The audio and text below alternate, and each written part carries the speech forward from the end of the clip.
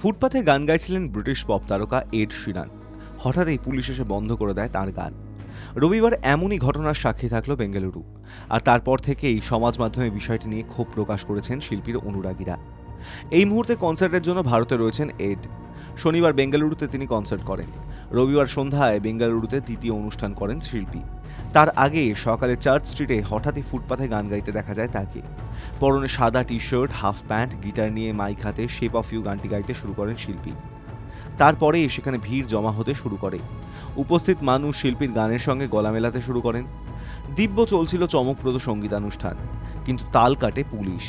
হঠাৎই এসে তারা অনুষ্ঠান বন্ধ করে দেয়, এমনকি মাইকেরও তার খুলে দেয়। সেই ভিডিও সমাজ মাধ্যমে ভাইরাল হয়েছে। এরপরেও এডকে খালি গলায় কিছুক্ষণ গান গাইতে শোনা যায়।